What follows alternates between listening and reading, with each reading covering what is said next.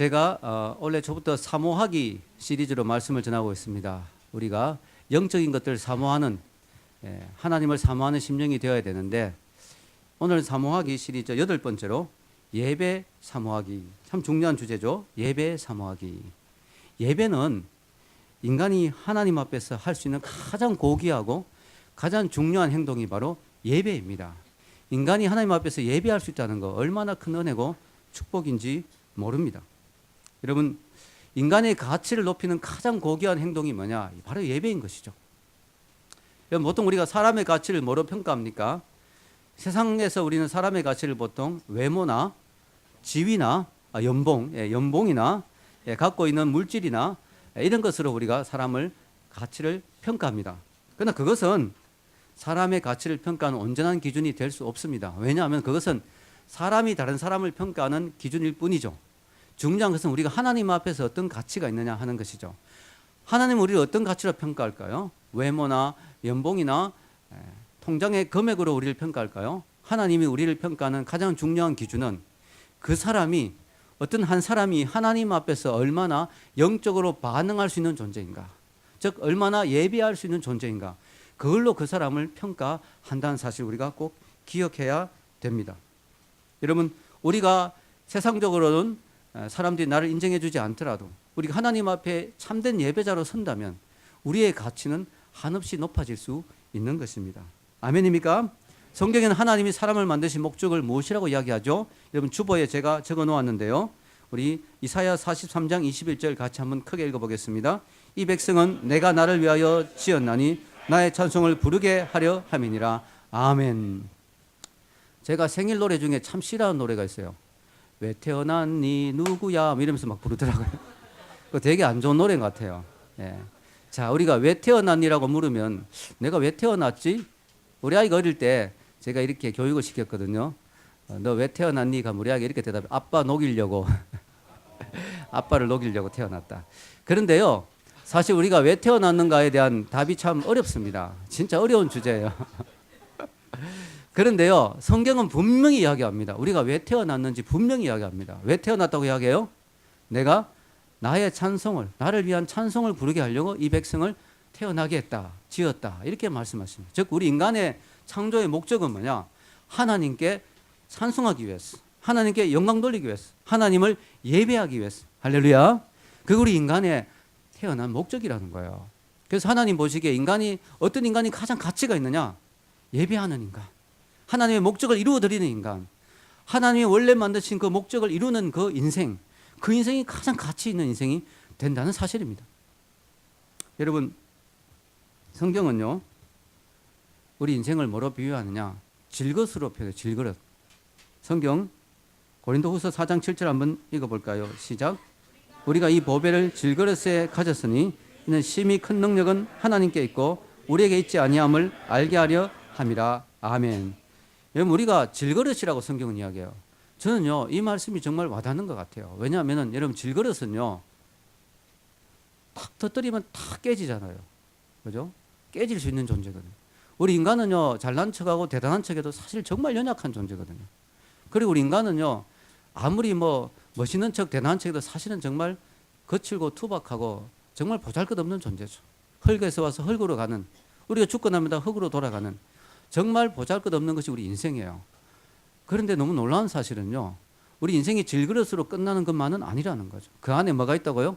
보배를 담고 있다는 거죠. 그 보배가 뭘까요? 바로 하나님이죠. 예수 그리스도죠. 복음이죠. 구원이죠. 영생이죠. 천국이죠. 우리 인생이 질그릇 같은 참 보잘것없는 인생이지만 우리 인생이 한없이 고귀하고 가치 있는 인생이 될 수 있는 근거는 뭐냐? 우리 속에 있는 보배, 우리 속에 보배를 담으면, 즉 하나님의 그 영광의 빛을 우리가 비추어 반사할 수 있다면 우리도 영광스러운 존재가 될 수 있다는 것이죠. 할렐루야. 여러분, 제가 전에도 한번 이야기했는데요, 우리 인생이 정말로 보석 같은 인생이 있고 돌멩이 같은 인생이 있어요. 여러분, 보석과 돌멩이 차이가 뭐냐면요, 둘 다 빛을 내지 못한다는 건 똑같아요. 보석도 어두운 데 놔두면요, 반짝반짝하지 않습니다. 돌멩이도 마찬가지고요. 근데 보석과 돌멩이의 차이가 뭐냐면요, 바로 빛을 반사할 수 있는 능력이 있느냐 없느냐는 거죠. 돌멩이는 빛을 받으면요, 반사할 수 있는 능력이 없어요. 근데 보석은 빛을 받으면 아름답게 그 빛을 반사하죠. 그래서 보석이 가치가 있는 거예요. 보석 자체가 빛이 나오는 게 아니에요. 보석은 빛을 받아들이고 반응하고 반사할 수 있는 능력이 있는 거예요. 우리 인간 중에도 두 종류의 인간이 있어요. 돌멩이 같은 인생이 있어요. 만약 하나님 앞에서 반응할 수 없는 인생. 하나님의 영광의 빛이 우리에게 임하는데 여전히 반응하지 않는 존재. 또 어떤 인생은 하나님의 영광의 빛이 비칠 때 그것을 반응하는 인생. 바로 예배자죠. 예배는 뭐냐? 하나님의 영광의 빛에 반응하는 그 모습이 바로 예배라는 거죠. 하나님을 인정하고 하나님을 높이고 하나님께 찬양하고 하나님께 반응하는 그 인생이 바로 보석 같은 인생이 될 수 있는 거예요. 여러분이 보석 같은 인생이 될 수 있는 비결이 뭐냐? 하나님 앞에 예배하는 인생이 될 때, 하나님 앞에 반응하는 인생이 될 때, 할렐루야, 보석 같은 존재가 되는 거예요. 여러분, 오늘날 현대인들이 너무나 바쁘죠. 그러다 보니까 하나님께 반응할 수 있는 여유가 없어요. 너무 바쁘다 보니까 밤하늘에 별 한번 쳐다볼 수 있는 여유가 없습니다. 그래서 대부분의 오늘 현대인들이 뭐가 되느냐?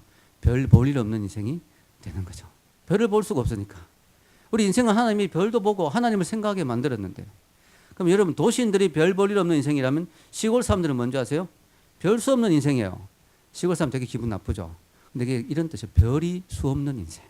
시골은 공기가 맑아서 별 수 없는 인생. 별이 수없이 많이 보여요. 그래서 시골 사람들은 더 영성이 있는 거예요. 할렐루야. 여러분, 시골 사람들이 별 수 없는 인생이 아니에요. 별이 수 없는 인생이에요. 여러분, 우리가 정말 성공한 인생이 되기 위해서는요, 정말 별을 보는 인생이 되어야 돼요. 하나님 우리 인간을 유일하게 두 발로 걸어다니게 하셨잖아요. 그것은 뭐냐? 하나님을 생각하고 하나님께 반응하는 존재가 되라는 거죠. 땅만 쳐다보면서 네 발로 기어다니면서 땅만 쳐다보면서 하나님께 반응하지 않는 인생, 돌멩이 같은 인생으로 끝나지 말라는 거예요. 유일하게 우리 인생은, 우리 인간은 두 발로 걸어다니잖아요. 별을 보고 하나님을 생각하고 별을 수 없는 많은 별을 헤아리면서 영원을 생각하고 하나님을 생각하면서 아무리 바쁘더라도 하나님께 반응하는 이런 존재가 되라고 하나님 우리를 부르신 것입니다. 할렐루야. 얼마나 귀합니까, 여러분. 여러분, 우리 인간은 하나님께 반응하는 존재가 되어야 됩니다. 예배라는 것은 하나님의 영광의 빛을 비치는 인생이 되어야 되는 것이죠. 그 시간이 바로 예배인 것이죠. 성경에 보면은 별 볼 일 없는 인생이다가 하나님을 만나서 별같이 빛나는 인생이 된 사람이 얼마나 많은지 모릅니다. 아브라함이 그렇고 요셉이 그렇고 또 베드로가 그렇고요. 룻이 그렇고요. 성경에 정말 별 볼 일 없는 인생이었는데 하나님 앞에 반응함으로 말미암아, 하나님께 예배함으로 말미암아, 하나님을 찬양함으로 말미암아, 하나님의 영광의 빛에 응답함으로 말미암아 그 인생이 별처럼 빛나는 찬란한 인생이 된 정말 귀한 인생들이 얼마나 많은지 모릅니다. 여러분도 그런 인생이 되기를 주의 이름으로 축원합니다. 주님의 이름으로 축원합니다. 여러분, 우리가 예배가 주는 자유가 있어요. 여러분, 예배, 저는 예배를 드리는 이유 중에 하나가 우리가 자유하고 싶었어. 여러분, 왜 예배를 드립니까? 저는 영원히 자유하고 싶어서 예배를 드립니다. 이렇게 말하고 싶어요. 많은 사람들이 교회 나가자 하면 부담스러워하죠. 교회 같이 갈래? 그러면 당장 생각이 드는 게 뭐예요? 교회 나가면 매이는데 매주일날 교회 나가야 되잖아. 한번 따라 나가게 되면 매주 나가야 되는 거 아니야? 부담스러운데. 여러분, 우리가 교회 나가는 것을 매이는 거로 생각해서 싫어하는 경우가 참 많습니다. 근데 여러분 그거 아세요? 교회 나가면 어느 정도 매이는 건 맞아요. 매주 교회 나와야 되니까. 그러나 그 매이는 것 이상으로 자유함이 있어요. 그 자유함이 뭐냐면 영혼의 자유입니다. 우리 인간은요, 영원히 자유로워야 돼요. 영원히. 그 영혼이 죄로부터, 심판으로부터 그 영혼이 자유해야 돼요. 근데 우리가 교회 나오지 않는 사람은 자유한 것 같죠? 아닙니다. 엄청나게 많은 것들에 매여 삽니다. 너무너무 불쌍한 종살이하는 인생이 되는 거예요. 여러분, 공산주의자들이나 독재자들이 기독교를 싫어하는 이유가 여기에 있어요. 공산주의자들이나 독재자들은요, 사람을 메어놓고 묶어놓기를 원하거든요. 자기 밑에 딱 메어놓기를 원하는데, 예수 믿는 사람들은 유일하게 아무리 환난을 주고 핍박하고 죽이고 해도 자유로운 거예요. 프리윌, 자유로운 영혼이에요. 그러니까 마음대로 통제가 안 돼요. 그러니까 독재자들이 싫어하는 거죠. 독재자들이. 자기가 최고 높은 존재라고 이야기해야 되는데 최고 존엄인데 그 위에 더 있다고 하는 거야. 기독교인들은 그 위에 더 높은 하나님이 있다는 거예요. 그것도 듣기 싫은 거예요. 여러분, 독재자나 공산주의자들은 인간을 노예화하기를 원합니다. 인간의 생각이나 사상을 없애기를 원합니다. 그런데 예수 믿는 사람은 그게 안 되거든요. 그러니까 예수 믿는 사람은 싫어하는 거예요. 여러분, 역사상 예수 믿는 사람들이 노예가 되거나 종이 된 적이 없어요. 그들은 어떻게든지 자유의 영혼을 가졌기 때문에 절대로 노예가 되거나 독재자 밑에서 가만히 있지 않습니다. 여러분, 예배하는 사람은 자유인입니다. 예배하는 사람은 영혼의 자유를 얻은 사람들입니다. 그런 사람들을 절대로 노예로 만들 수가 없는 것이죠. 일시적으로 무력으로 복종시킬 수는 있지만 결국은 자신의 뜻대로 할 수가 없는 거죠. 그래서 그들을 두려워하는 거죠. 독재자들은 기독교인을 두려워하는 것입니다. 여러분, 노예는 예배가 없습니다. 또 예배자 노예가 될 수 없습니다. 요즘 얼마나 먹고 살기 힘듭니까, 여러분, 그죠? 그런데 왜 우리가 매주일 꼬박꼬박 이렇게 바쁜 시간에 교회 나와야 됩니까? 그것은 우리가 세상이 우리를 올가맬수록, 세상이 우리를 노예로 삼을수록, 우리는 더 영혼의 자유를 누려야 되기 때문에 이 교회에 나오는 것입니다. 아멘. 우리가 세상에 들어가서 세상에 먹고 살기 바쁘고 정말 사는 게 바빠서 거기에 매여 살다 보면 진짜 노예가 되는 거예요. 종이 되는 거예요. 그 영혼이 정말 불쌍해지는 거예요. 그렇지 않기 위해서라도 우리는 길을 쓰고 주님 앞에 예배자로 나와야 돼요. 그래야 우리가 영혼의 자유를 느끼고 진정한 자유인이 될 수 있는 거예요. 아멘. 여러분, 하나님 앞에 무릎 꿇는 사람은 세상을 향해 당당히 설 수 있습니다. 그래서 하나님 앞에 무릎 꿇지 않는 사람은 결국은 세상 속에 무릎 꿇게 되어 있습니다. 하나님 앞에 예배드리는 사람은 자유인으로 삽니다. 그러나 세상 속에서 하나님을 벗어나서 자유롭게 사는 사람은 결국은 세상의 것들에 매여서 중독이 되게 됩니다. 오늘 이 세상 사람들 보십시오. 얼마나 많은 것들에 중독되어 있습니까? 술에, 또 담배, 게임에, 스마트폰에. 얼마 전에 스마트폰 빼앗았다고 막 부모를 죽이려고 하는 아이도 있더라고요. 왜? 중독이 돼버렸으니까. 드라마에 중독이 되는 거예요. 또 다른 것들에 여러 가지에 중독되죠. 성공병에 매여서, 그죠? 막 물질에 매여서 막 불안해 살 수가 없어요. 주일날도 일 안 하면 불안할 살 수가 없어요. 그러다가 쓰러지는 거죠. 피곤해 지쳐서. 여러분, 우리가 주일날 정말 바쁘지만 세상을 내려놓고 여기 앉아 있을 수 있는 게 얼마나 자유한 영혼입니까? 할렐루야. 여러분 자유인이에요. 얼마나 감사합니까? 성경에 보면 노예가 있었어요. 이스라엘 백성들이 노예였어요. 노예가 될 수가 없는 백성이에요. 왜냐하면 하나님이 있는 백성이거든요. 근데 어떻게 하다 보니까 노예가 됐어요. 그러니까 그들이 예배를 못 드리는 거예요. 노예는 예배가 없거든요. 주인이 예배 시간을 줍니까? 어디? 노예로 부려먹죠. 예배가 없어요. 하나님 보시기에 너무 마음이 아프신 거죠. 그래서 누구를 보내세요? 모세를 보낸 거죠. 모세가 가서 그들을 출애굽시킬 때 이런 말을 했습니다. 여기 성경에 보면은 읽겠습니다. 출애굽기 5장 3절 주보에 읽겠습니다. 그들이 가로되 히브리인의 하나님이 우리가 사흘 길쯤 우리 하나님 여호와께 희생을 드리라 하오니 가기를 허락하소서. 우리가 지금 가려고 한 이유는 하나님께 예배드리고 싶다. 나 이렇게 노예로 사는 것도 힘들지만, 노예 자체가 힘든 것도 있지만, 맨날 두드려 맞고 소망이 없는 거 그것도 너무 괴롭지만, 더 괴로운 건 뭐냐? 하나님께 예배 못 드리는 게 너무 괴롭다. 나 우리 하나님께 예배 드리기 위해서 가겠다. 나 예배자로 살겠다. 나 영원히 자유롭고 싶다. 이렇게 선언하는 것입니다. 여러분, 하나님은요, 우리 이스라엘 백성들이 노예로 있는 것도 안타깝지만 예배 못 드리는 자가 되는 것이 너무 마음 아픈 거야. 하나님이 우리를 보실 때 세상 속에는 우리 하나님의 사람으로 부름받았는데 모태신앙들도 있잖아요. 교회 안 나온 사람 중에도. 그들을 볼 때 하나님 너무 안타까워하는 거야. 그들이 세상 속에서 노예로 사는 것도 너무 안타깝지만, 세상의 것들에 매여서 정말 자유 없이 사는 것도 안타깝지만, 더 안타까운 건 예배 드리지 못한 인생이 되는 게 너무 안타까운 거죠. 하나님 우리를 자유케 하기를 원하는 거죠. 여러분, 우리가 출애굽기를 가만히 읽어보면요, 이스라엘 백성이 나와서 시내산에 가서, 성경에서 제일 가까운 데 있는 산이 시내산이죠. 시내에 있기 때문에. 시내산에 나와가지고 시내산에 와가지고 사실은 가까운 산이 아닌데 시내산에 와가지고 계명을 받고요. 하나님이 십계명을 주시는데, 여러분 십계명을 가만히 연구해 보세요. 1계명, 2계명, 3계명 계속해서 하나님에 관한 계명은 전부 다 예배에 관계된 거예요. 다른 신을 섬기지 말라, 다른 우상을 섬기지 말라, 안식일을 지켜라. 이게 전부 예배에 관한 거예요.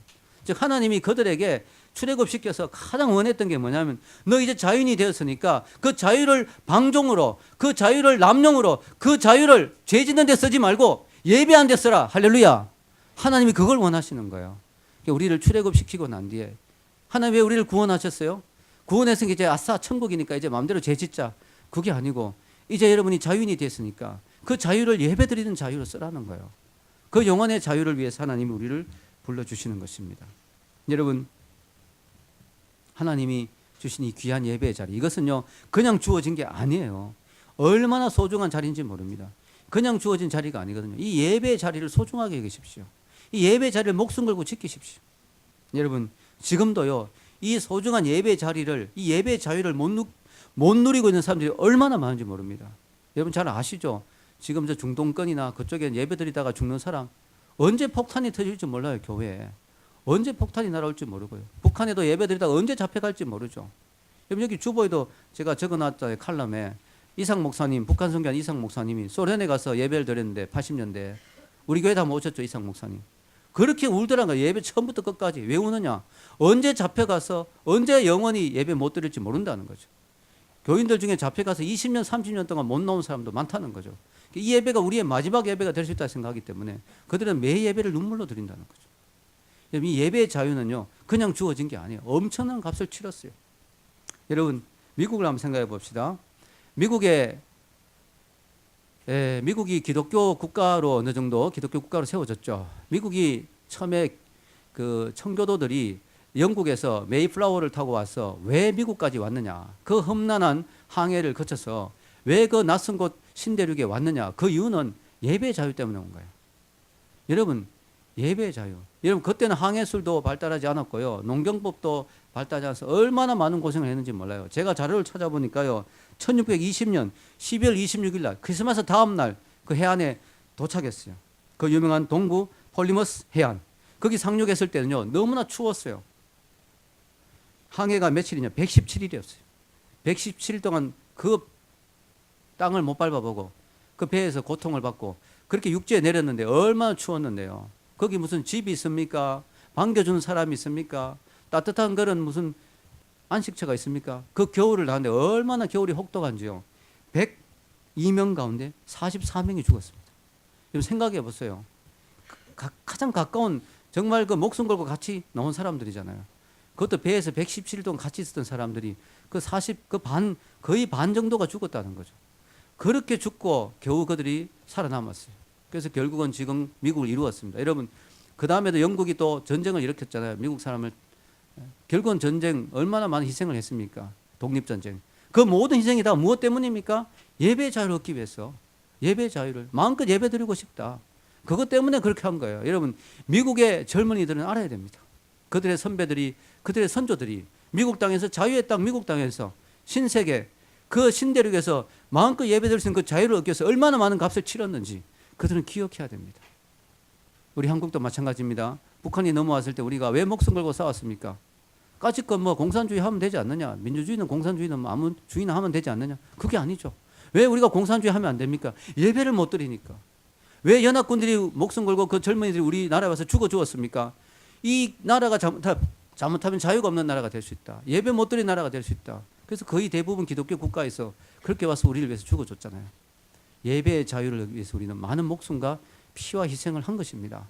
여러분 그런 희생이 없었다면 지금 여러분들은 예배를 못 드릴 거예요. 땅굴에서 드리든지 예배 드리다 잡혀가든지 그렇게 되는 거예요. 여러분 예배 드리는 이 자유, 지금 이 자리에서 마음껏 찬양할 수 있는 이 자유가 얼마나 큰 은혜요, 얼마나 큰 감사인지 우리가 기억해야 된다는 사실이죠. 여러분 영혼을 잃어버리면 모든 걸 잃어버립니다. 하나님은 그걸 아세요. 우리 인간은 너무나 고귀한 존재이기 때문에요. 우리 인간이 영혼을 잃어버리면 많은 것을 자유하고 많은 것을 누린다 하더라도 영혼을 잃어버리면 모든 걸 다 잃어버린다는 걸 아시기 때문에 우리는 예배를 부르시는 거야. 왜? 영혼의 자유를 얻기 위해서. 영혼이 회복되기 위해서. 아멘. 오늘 성경에는 다윗의 이야기가 나옵니다. 다윗의 특징은 가장 강력한 특징은 그가 바로 예배자였다는 사실이죠. 다윗이라면 우리 머리에 떠오르는 여러 가지 이미지가 있지만 가장 중요한 이미지는 예배자다. 하나님이 다윗을 어떻게 평가하십니까? 사도행전 13장 22절 읽겠습니다. 패하시고 다윗을 왕으로 세우시고 증언하여 이르시되 내가 이새의 아들 다윗을 만나니 내 마음에 맞는 사람이라 내 뜻을 다 이루리라 하시더니 아멘. 하나님이 다윗을 내 마음에 맞는 사람이다. 내 마음에 합한 사람이다. 다윗에게는 인테그리티가 있었고 아니스티가 있었죠. 그죠? 그리고 신시어리티가 있었습니다. 또 다윗에게 아주 중요한 특징은 바로 뭐가 있었다고요? 바로 다윗에게는 예배자의 마음이 있었다는 거죠. 하나님이 다윗을 볼 때 너무나 기뻐하셨죠. 왜? 다윗은 온전히 그 마음이 하나님께 향해 있으니까. 온전히 하나님께 향해 있는 참 사람이요. 완전히 하나님께 향하기가 참 어렵거든요. 성경에 보면 역대 왕들이 많이 나와요. 열왕기나 이런 데 보면. 다윗만큼 완전히 하나님께 향한 왕은 없었어요. 이 다윗이 대단한 거죠. 다윗은 온전히 하나님께 향했습니다. 특히 다윗이 대단한 게 뭐냐면요. 목동 때도 예배자였고요. 사울에게 쫓기면서도 예배자였고요. 왕이 되고도 예배자였어요. 여러분, 왕이 되면 예배자가 되기 어렵습니다. 왜냐하면 왕이 되면 모든 사람이 자기를 하나님처럼 떠받들기 때문에 자기가 예배자가 되기가 어려운 거예요. 다윗이 위대한 점은 왕이 되고도 여전히 예배자였다. 아무리 성공하고 아무리 출세하고 아무리 대단해져도 여전히 하나님 앞에 예배자로 서 있었다. 이게 다윗이 참 위대한 것이죠. 특별히 여러분, 다윗을 이야기하면 제일 먼저 기억나는 게 뭐예요? 법궤 사건이죠. 골리앗도 있지만 법궤 사건. 법궤가 돌 때 다윗이 막 흥분해서 춤을 춘 사건. 그것이 다윗의 예배자로서의 모습을 보여주는 아주 유명한 사건이죠. 오늘 그 사건을 같이 생각하면서 우리가 한 3가지 교훈을 배우기를 원합니다. 첫째, 예배는 복을 받는 통로입니다. 다윗이 법궤가 들어올 때 기뻐했어요. 법궤가 보니까요, 어떤 거냐? 법궤는 그 안에 십계명이 들어가 있어요.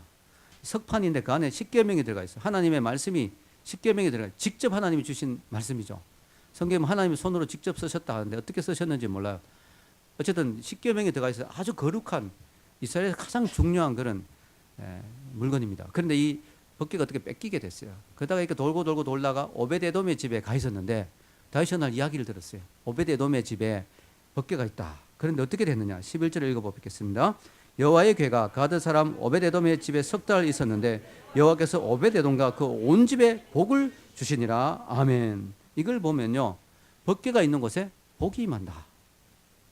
여러분, 법궤는요, 하나님의 말씀이잖아요. 하나님의 임재를 상징하는. 하나님의 말씀이 있고 하나님의 임재가 있는 곳에는 하나님의 복이 임하는 거예요. 아멘.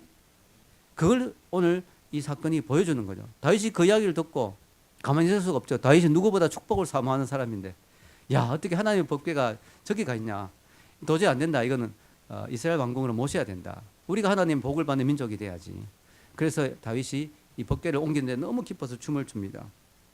여러분, 우리가 법궤를 모시면 복을 받아요. 그럼 집에 법궤를 하나씩 모셔야 되는데 이 법궤를 구하기 힘들잖아요. 법궤를 우리가 모실 수는 없고 방법이 있습니다. 바로 법궤가 하나님 말씀이니까 우리 하나님 말씀을 우리 가운데 모시면, 하나님의 임재를 우리 가운데, 즉 성령님을 우리 가운데 모시면 우리가 복을 받는 인생이 될 수가 있는 줄로 믿습니다. 여러분, 하나님의 말씀이 있고 하나님의 임재가 있는 곳이 어디입니까? 여러분의 마음이고 또한 크게 보면 교회지요. 교회. 여러분, 교회에 하나님의 말씀이 선포되잖아요. 교회엔 하나님의 임재가 있잖아요. 그래서 여러분, 교회에 나오면 복을 받는 거야. 특별히 예배 시간 하나님의 말씀이 선포되는 시간이잖아요. 하나님의 말씀이 선포되면 하나님의 축복이 임하는 것이죠. 아멘. 여러분, 제가 대단해서 저로부터 복이 나오는 게 아니에요. 저는 통로일 뿐이에요. 하나님이 저를 사용하셔서 하나님의 말씀이 선포되게 하시고 하나님이 강단을 통해서 하나님의 축복이 흘러가게. 성경에 보면 여호와의 성전에 하나님의 복이 막 은혜가, 성령의 은혜가, 생수의 강이 막 흘러 넘치는 걸 보잖아요. 만물이 소성하는 걸 보잖아요. 하나님은 하나님의 말씀이 선포되는 강단을 통해서 여러분의 삶에, 여러분의 가정에, 여러분이 몸담고 있는 곳에 복을 흘러보내 주시는 것이죠. 아멘. 여러분, 성경에 보면 하나님은 복 주시기를 기뻐하는 분이에요. 하나님 인간을 처음에 만드시고 하신 말씀이 뭔지요? 아세요? 생육하고 번성하고 땅에 충만하라. 그 말씀 전에 하시는 말씀이 여호와께서 그들에게 복을 주시면서, 남자와 여자를 만드시고 복을 주시면서, 하나님 우리에게 복 주시기를 기뻐하는 분이에요. 얼마나 감사합니까? 우리 하나님이 우리 인간에게 복 주시는 걸 기뻐하는 분이다. 그래서 우리 인간에게 하나님 기본적으로 복 주기를 원해요. 그런데 문제는 인간이 죄를 지어서, 선악과를 따먹고 죄를 지어서 하나님과 멀어졌죠. 하나님과의 관계가 끊어졌습니다. 그래서 이제 하나님의 임재를 느낄 수 없게 됐어요. 하나님의 은혜가 우리에게 올 수 있는 통로가 막혀버렸어요. 그래서 하나님이 제사를 주셨죠. 짐승의 피를 통해서 하나님 관계를 회복하고, 그러나 그 피가 완전치 못하죠. 그래서 하나님이 예수님의 피, 자기 아들 예수님을 주셔서 우리와 관계를 다시 회복시키셨습니다. 그래서 이제 예수 그리스도를 통해서 우리는 예배를 통해서, 이 예배에서 우리가 피를 흘리지 않아도 돼요. 왜냐하면 예수님이 이미 피를 흘리셨으니까. 이 예배를 통해서 우리가 하나님 관계가 회복되고 하나님 주신 복을 받을 수 있는 우리가 자격을 얻게 됐어요. 할렐루야. 그래서 여러분, 그래서 한 집안에 하나님이 임재가 있다, 하나님의 말씀이 있다, 예배가 있다, 그 집안이 참 복받는 거죠. 여러분, 가정예배 회복하는 거 중요합니다. 그 집안에 가정예배가 있다, 감사한 거죠.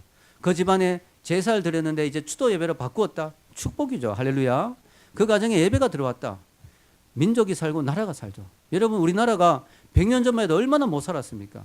그렇게 열심히 일해도 보리고개 맨날 굶고 살았어요. 그런데 선교사님을 받아들이고 우리가 교회를 세우고 우리 민족이 하나님을 받아들이니까 축복이 임해버린 거예요. 할렐루야. 여러분, 박정희도 열심히 했지만 박정희만이 안 해요. 여러분 하나님이 우리나라에 이 복을 주신 거예요. 여러분 거의 100년 만에 이렇게 세계 10위의 경제 대국이 우리나라가 정말 못 살던 나라였거든요. 필리핀에 유학 가고 이랬어요. 그때 필리핀이 우리나라를 도와주고 이랬단 말이죠. 여러분 우리가 이런 나라였단 말이죠. 그런데 똑같이 시작했는데 북한은 하나님을 거부해 버렸어요. 예배를 거부했어요. 교회를 다 파괴했어요.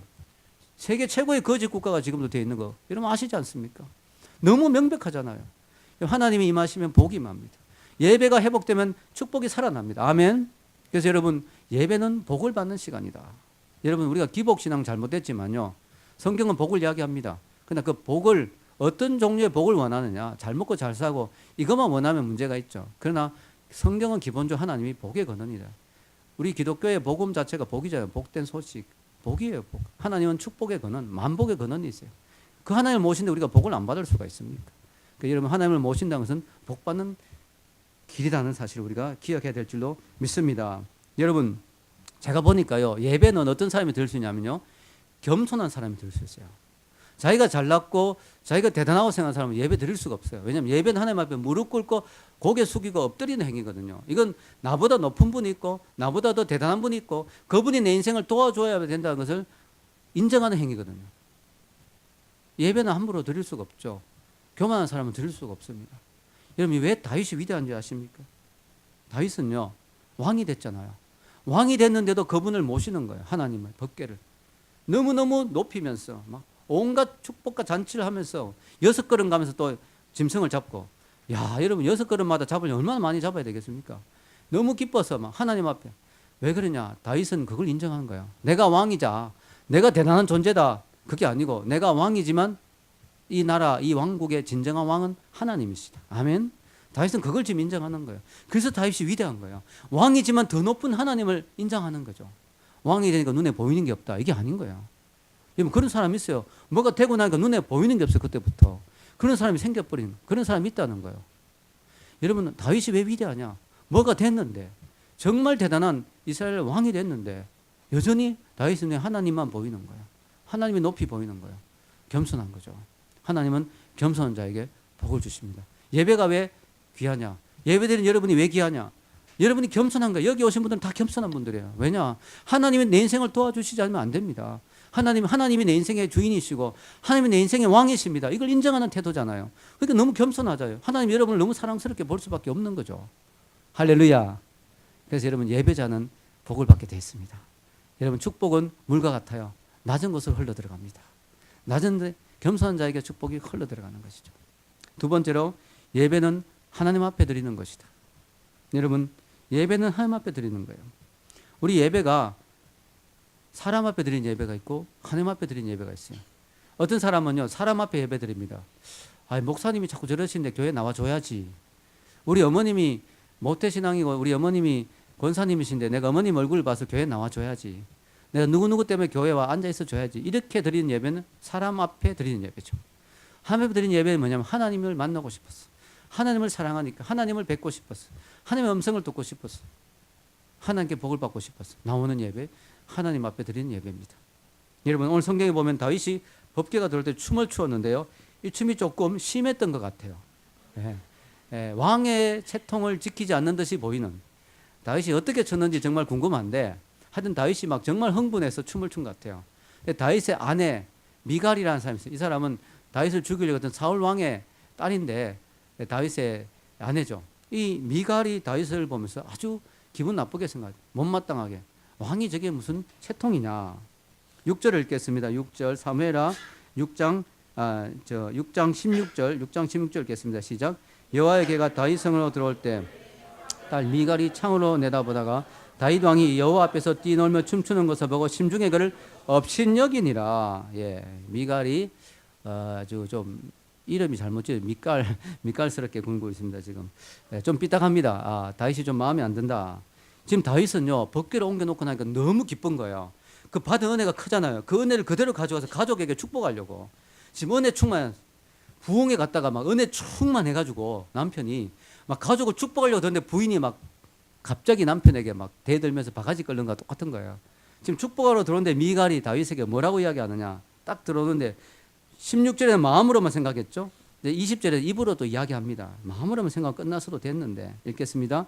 다시 자기의 가족에게 축복하러 들어오매 사울의 딸 미갈이 나와서 다윗을 맞으며 이르되 이스라엘 왕이 오늘 어떻게 영화로우신지 망탕한 자가 염치 없이 자기의 몸을 드러내는 것처럼 오늘 그의 신복의 계집종의 눈앞에서 몸을 드러내셨도다 하니 이렇게 말하는 거예요.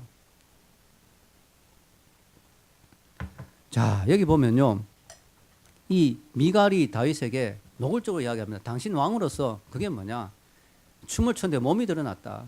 하체가 드러났다. 다윗이 아마 바지가 막 흘러내린 것 같아요. 너무 좋아서 춤추다 보니까 그것도 모르고 춤을 출 정도로 너무 기뻤어.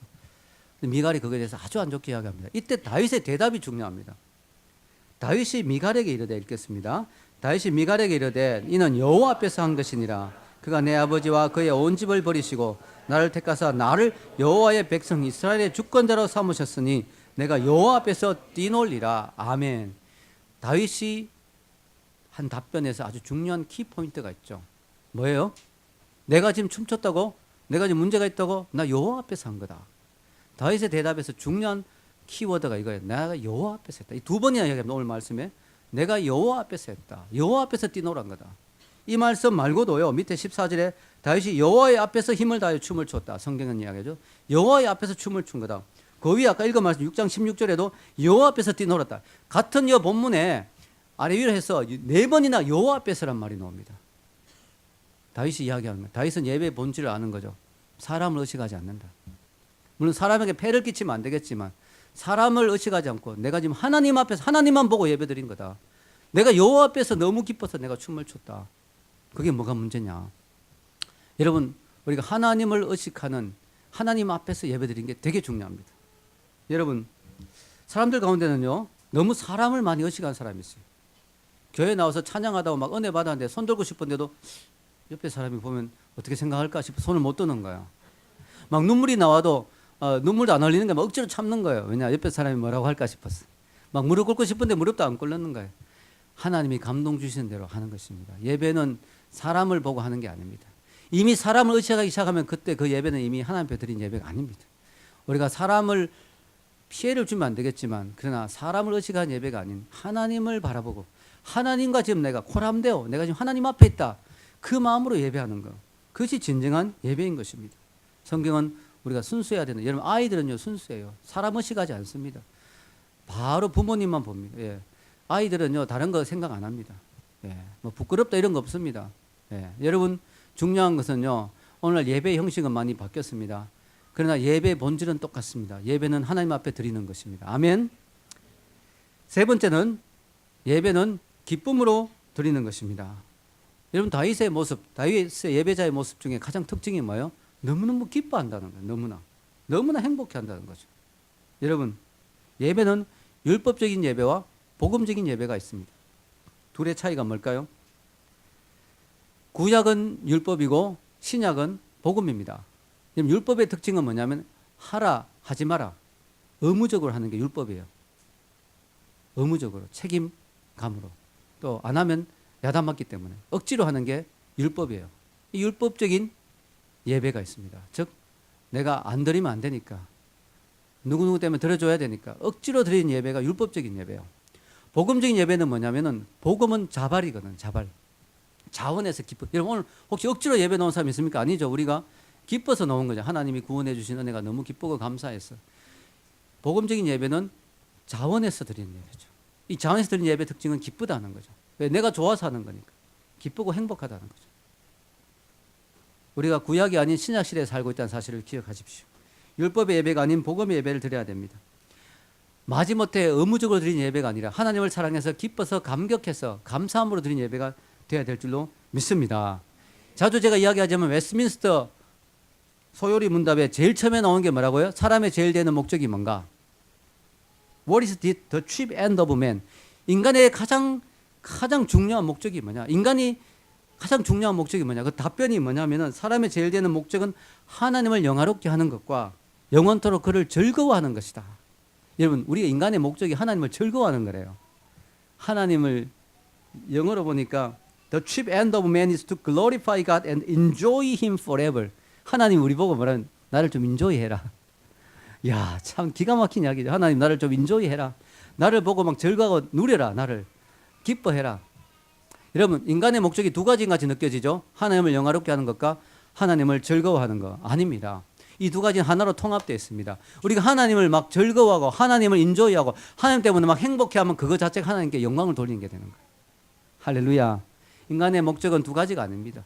우리가 하나님을 너무나 기뻐하고 하나님으로 인해서 우리가 행복해하고 하나님으로 해서 우리가 감격해하고 하나님으로 해서 우리가 즐거워할 때 하나님이 영광을 받으십니다. 왜? 우리 인간을 만든 목적이 우리를 예배하기 위해서, 하나님을 예배하기 위해서 만들었기 때문에 우리가 진정으로 기쁨으로 마음에서 우러나온 마음으로 예배할 때 하나님은 자연적으로 영광을 받으시는 것입니다. 아멘. 여러분, 성경에 보면요, 가장 많이 나온 이름이 뭘까요? 다윗입니다. 다윗. 성경에 다윗의 이름이 몇 번 정도 나오는지 아세요? 800번 정도 나온다고 합니다. 800번 정도. 대단하죠. 그리고 더 재밌는 것은 다윗은 3000년 전의 사람이죠. 근데 그때보다 지금이 더 유명해. 외국인 이름 중에 데이비드 진짜 많죠. 다윗. 다윗이라는 이름이 진짜 많습니다. 다윗이라면 모르는 사람이 전 세계에 거의 없을 거예요. 정말 유명한 인물이 되었습니다. 왜 그럴까요? 왜 그렇게 그의 이름이 유명해지고 왜 그의 이름이 그렇게 높아졌을까요? 왜 그가 그렇게 존귀하게 되었을까요? 바로 그는 예배자로 살았기 때문에 하나님이 그를 높여주시고 하나님의 영광의 빛을 드러내다 보니까 하나님의 영광의 빛이 반사되다 보니까 보석 같은 인생, 하나님의 영광의 빛을 반응하다 보니까 돌멩이 같은 인생이 아닌 보석 같은 인생. 팔레스타인의 어느 지역의 구석에 별 볼 일 없는 목동이었던 그 사람이 이렇게 존귀한 인생이 된 것입니다. 여러분도 마찬가지입니다. 여러분이 하나님을 높일 때, 하나님께 영광 돌릴 때, 하나님의 영광의 빛을 반사할 때 여러분의 인생도 보석같이 빛나는 인생이 될 줄로 믿습니다. 저는 오늘 예배를 삼아라는 제목으로 말씀을 드렸습니다. 우리 인생에서 예배는 하나님의 축복을 받는 통로입니다. 하나님의 은혜를 받는 통로입니다. 제가 목회를 했잖아요. 청년들 많이 만났잖아요. 딱 보입니다, 눈에. 아, 쟤는 복 받겠구나. 왜냐? 하나님을 가까이 하고 예배를 삼하고 예배 자리로 자꾸 나오고 싶어 하는 사람이 있어요. 그 사람 보면 제가 느낌이 오죠. 아, 쟤는 복 받겠구나. 근데 어떤 사람은 반대로 자꾸 하나님과 멀어지고 예배에 빠지고 교회 안 나온 사람이 있어요. 아, 쟤는 저러면 안 되는데 하는 안타까움이 있어요. 우리 하나님이 복 주시는 사람은 예배의 자리에 나오게 됩니다. 그게 은혜입니다. 그게 은혜. 랄프 에머슨이 그런 말을 했어요. 재앙 중에 예배의 상실보다 더 큰 재앙은 없다. 내 인생에서 예배를 잃어버리는 것만큼 큰 재앙이 없다. 예배를 회복하는 여러분 되시기를 축원합니다. 기도하겠습니다.